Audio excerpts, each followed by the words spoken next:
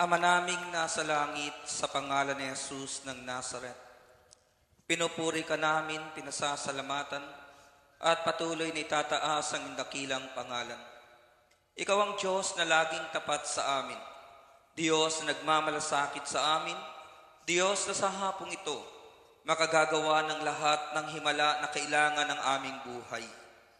Ama, patuloy po naming inaamin na wala kami magagawa kung kami ay hiwalay sa iyo. Aming hiling ang malayang kilos ng Espiritong Banal, pangunahan mo po ang gawain ito. Pagpalain po silang lahat na tatayo sa harapan ng stage na ito upang ipahayag ang iyong kabutihan.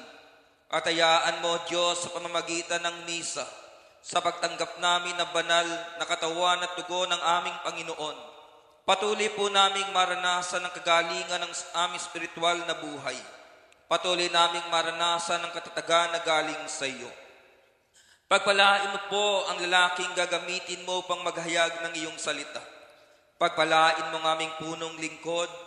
Patuloy po naming hiling ang kalakasan at kalusugan na galing sa iyo.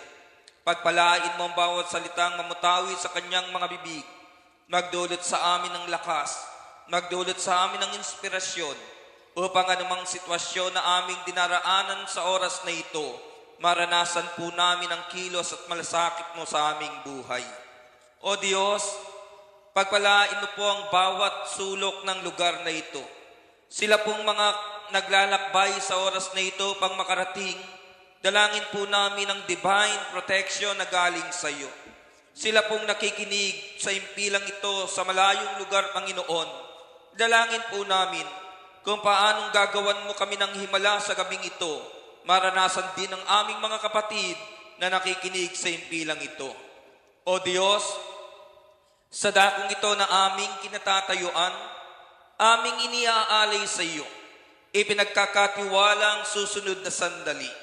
At sa pangalan ni Jesus ng Nazaret, aming ibinibigay sa iyong lugar na ito.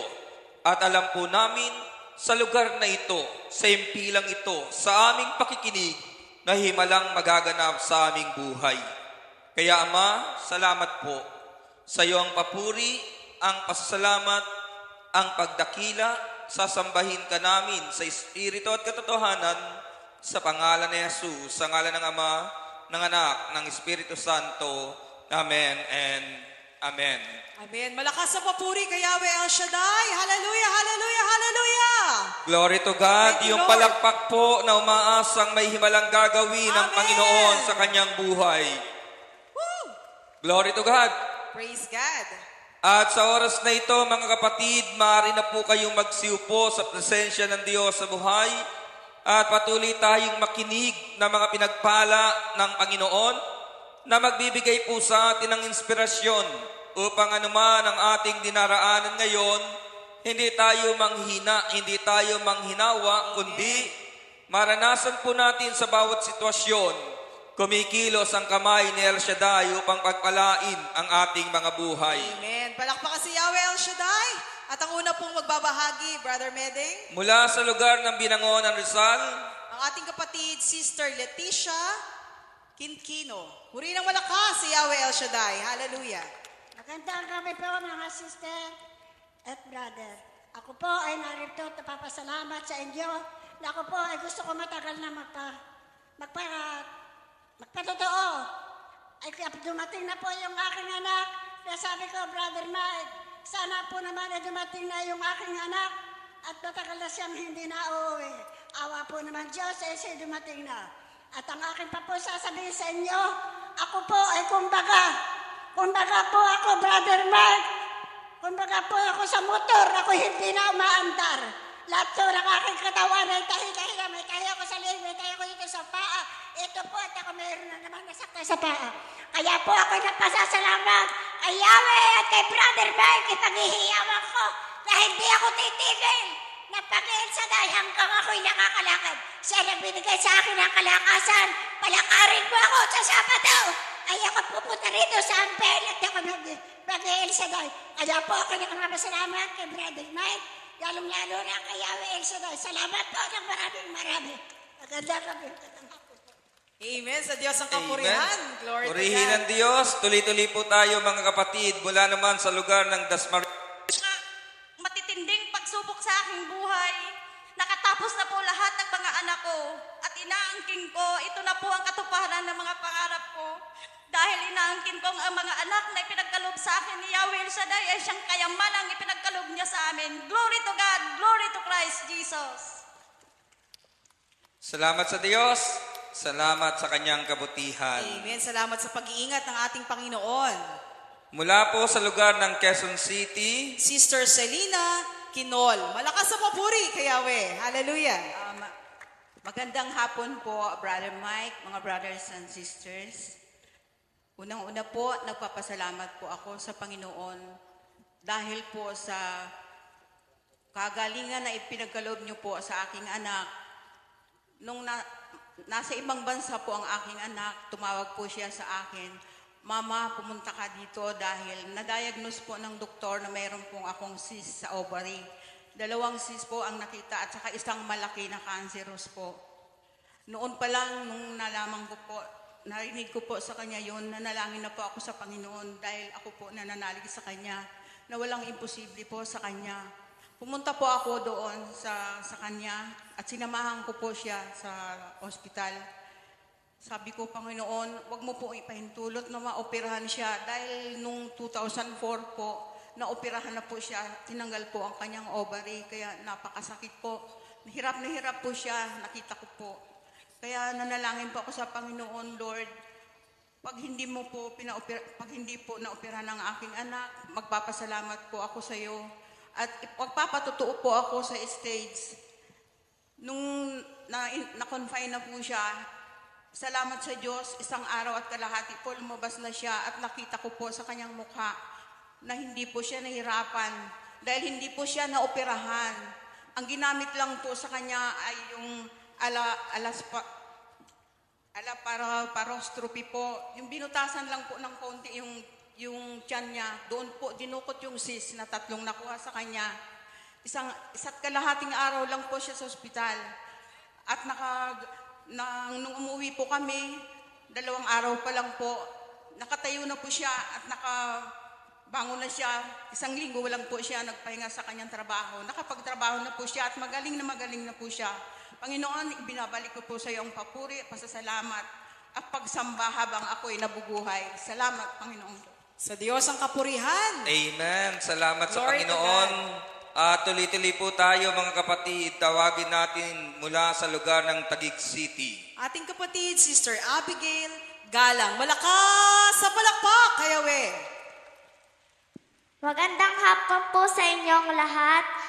Kay Brother Mike, kay Sister Belen, kay Yahweh El Shaddai, sa inyong lahat, brother and sister. Ang pasasalamat ko po kay Lord ay naging 3rd honor po ako at aming klase. Sana po pag grade 4 na po ako hanggang sa maging high school, pagtapos ko po ng high school ay maging 1st honor po ko at maging valedictorian. Thank you po kay God at nakalis ang daddy ko. Nasa abroad na po siya. Nakautang po kami ng 50,000. Ngayon, sumasweldo na po si Daddy na babayaran na po namin ang lahat ng aming utang. Thank you po dahil po lahat ng gusto namin pagkain ay nabibili po namin. Thank you po kay God. In Jesus' name to pray. Amen. At Salamat ang sa Diyos. mo na, Sister Abigail, na hindi lang 3rd honor next year, no? Amen. Valedictorian na siya. Okay. Glory to God.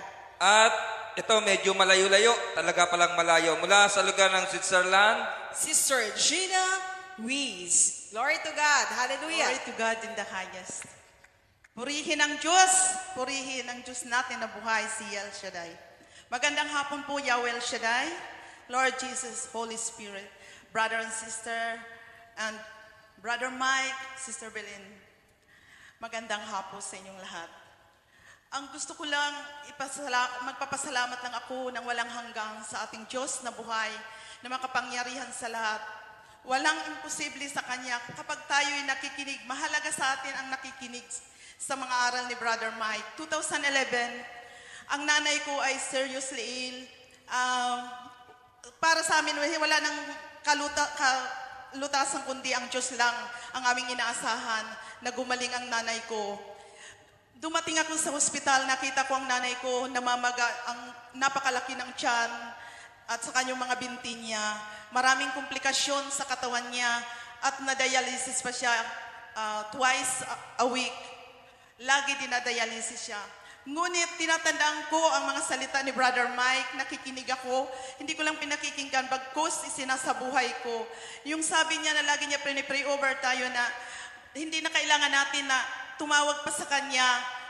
Tayo ang ating mga kamay, binibigyan din ng kapangyarihan ng Diyos, makapagpagaling sa lahat ng mga karamdaman.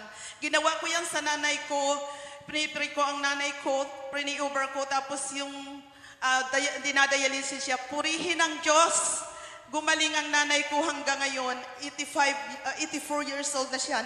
Ngayon, buhay na patutuwang nanay ko, ang walang imposible sa Panginoon.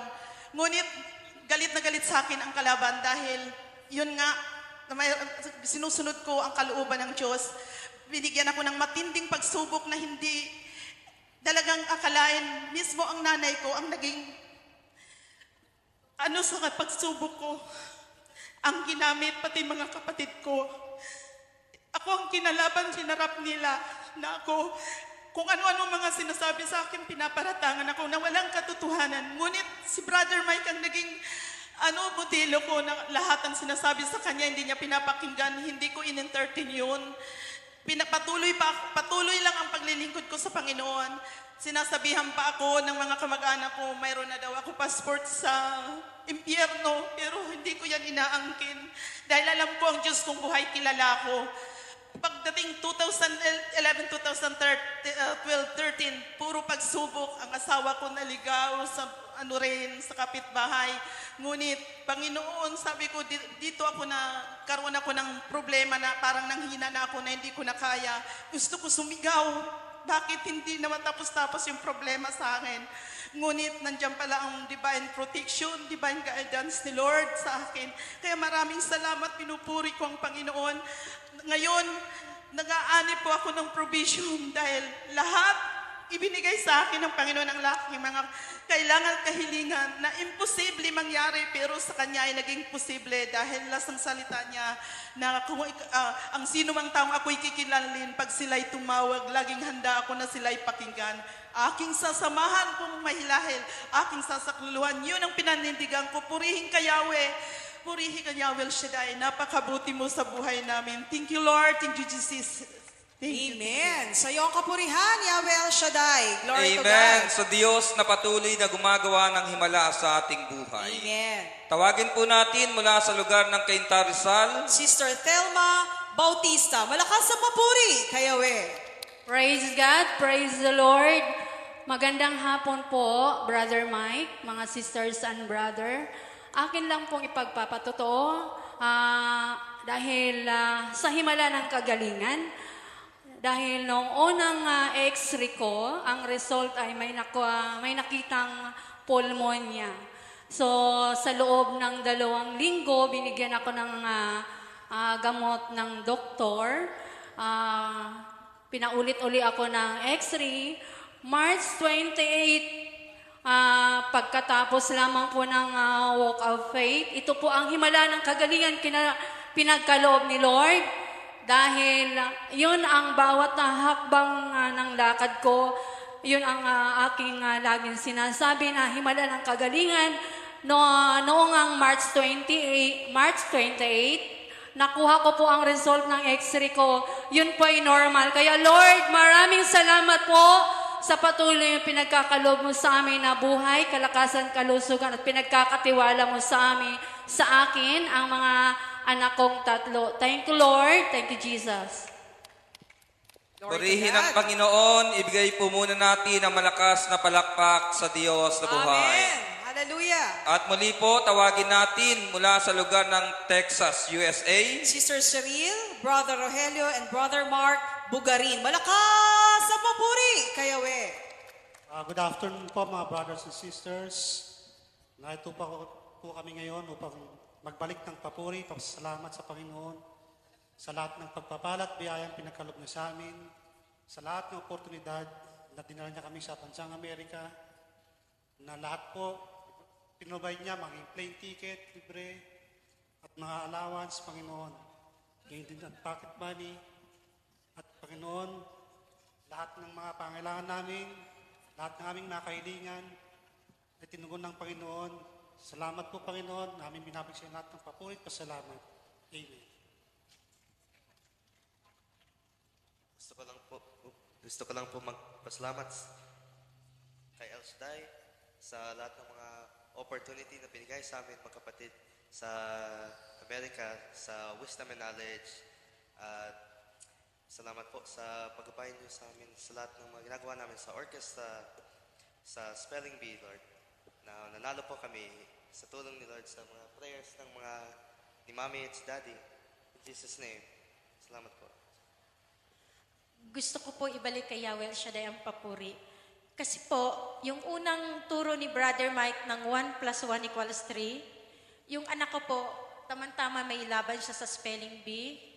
Ang sabi ng anak ko, Mami, samahan mo ako sa school, lalaban ako sa spelling bee, 3 kami. Bali 20 po sila sa buong school. Ang sabi ko sa anak ko, kung nandun ako at nakatingin ako sa'yo, hindi ka makakonsentrate. Pero dito ako sa bahay, magsasalmo ako, banggitin mo ang 1 + 1 = 3, magiging champion ka. Yun po ang paniniwala ko. Alam niyo po, maniwala kahit sa hindi, ang anak ko, wala po siyang audience. Alam ko nandun ang anghel ng Panginoon. Siya po ang natirang champion sa lahat. 20 po, iba-ibang lahi po ang kalaban ng anak ko. Pero si El Shaddai ang nagbibigay ng talino. Then, lumaban na naman sila sa orchestra. Tumawag po ako sa radio, salamat sa lahat ng taong nanalangin. Naging champion po yung buong school nila. Ito pa po, may hiniling po kami talaga kay Yahweh El Shaddai. Dinala niya kami sa Amerika. Imposible po, sigaw po ako ng sigaw. Sabi ko, libre lahat, plane ticket, pocket money, hotel, sasakyan. May pocket money yung husband ko pagdating po sa airport. Binigay po ng boss niya. Then, ito pa po, ang binabalik namin kay El Shaddai, kasi yung may agency po na naniningil sa husband ko ng worth $3,000. Sumisigaw po ako at sabi ni Brother Mike, pag naghahagis, isigaw ang pambayad sa utang. Ang sinisigaw ko po, Yahweh El Shaddai, burahin mo ang utang doon sa computer na $3,000. Masyado pong malaki. Sa totoo lang, nung sinundo na kami ng brother husband ko, after 6 months siya sa US, sinundo kami, dala niya po yung pambayad na $3,000. Kaharap niya po mismo ang may-ari ng agency at ang sekretary. Hindi po siya nakilala ng may-ari ng agency, pinaalis siya. Sabi niya, hindi ko siya naaalala, wala akong kilalang ganyan tao, paalisin mo siya. Kaya kay El Shaddai ang papuri po. Kasi yung $3,000, hindi po kami nasingil. Ito pa po, may hiningi kami kay El Shaddai. Sa loob ng 7 years, hindi po siya nagpabaya. Dinala niya kami, ginaid niya kami kasi sabi namin kung dadali mo kami sa ibang bansa, gusto namin may gawain. Salamat kay El Shaddai kasi binigyan niya po yung anak ko oportunidad na kahit di siya magaling magpiano, nagtutugtog po siya doon sa outreach.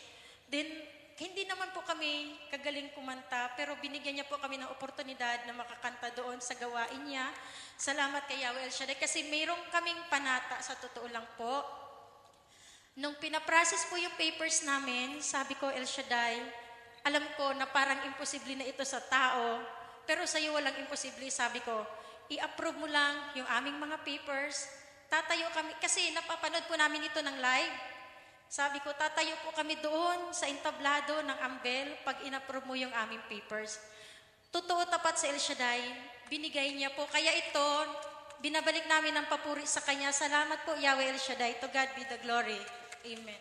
Amen. As for me and my house, we will serve the Lord. Amen. Salamat sa Hallelujah. Panginoon, pati yung kanilang anak.